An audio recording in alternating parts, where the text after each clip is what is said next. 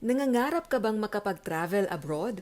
O di kaya ay nag-iisip ng maidaragdag mong government-issued ID na maaari mong gamitin sa iba't ibang legal transaction? Panahon na para kumuha ka ng passport. Madali at mabilis lang ang proseso ng pagkuha nito.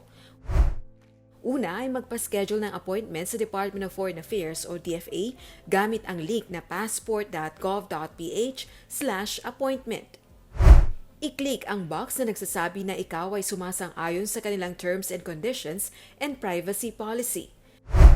Pagkatapos ay i-click ang Start Individual Appointment kung ikaw ay mag-isa lamang na mag-a-apply o Group Appointment naman kung higit sa isa ang mag-a-apply ng Philippine Passport. Pumili ng DFA office na pinakamalapit sa iyong lokasyon.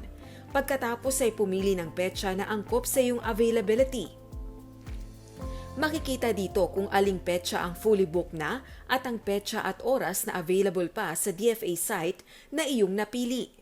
I-fill up lamang ang mga impormasyon na kinakailangan at piliin ang payment method. Ang regular processing fee ay nagkakahalaga ng 950 pesos at maaari itong bayaran sa pamamagitan ng over-the-counter o di kaya ay credit o debit card. Ipapadala sa iyong email ang confirmation ng iyong passport appointment booking kung saan nakalagay dito ang detalye ng iyong schedule. Kailangan ding i-print ang mga naka-attach na application form at electronic receipt sa ipinadalang email. Matapos magpa-schedule ay ihanda ang mga requirement na kinakailangan para sa iyong passport application, gaya ng original at photocopy ng iyong birth certificate na galing sa PSA, iba pang valid ID at photocopy nito.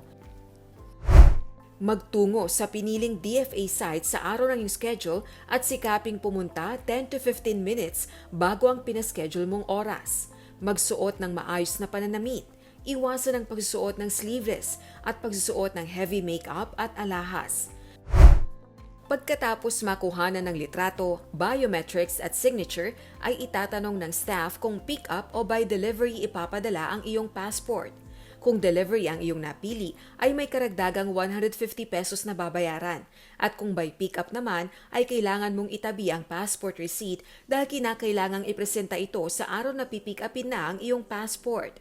Kung sakaling di ka available sa araw ng pag-pick up ng iyong passport, maaari kang gumawa ng authorization letter na nag-o-authorize sa iyong immediate family gaya ng iyong tatay, nanay o kapatid na pwedeng humalili sa pagkuha ng iyong passport.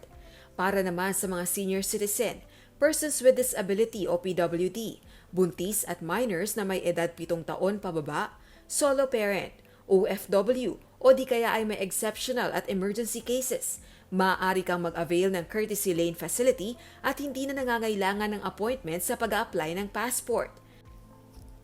Ngunit tandaan, may daily maximum number o may takdang bilang lamang na pwedeng i-entertain sa DFA consular offices, kung kaya't nararapat na magtungo ng maaga at dalhin ang mga ID na nagpapatunay na ang applicant ay eligible sa nasabing programa. Ang courtesy lane facility ay ine-entertain lamang sa consular office at hindi sa temporary off-site passport services o TOPS.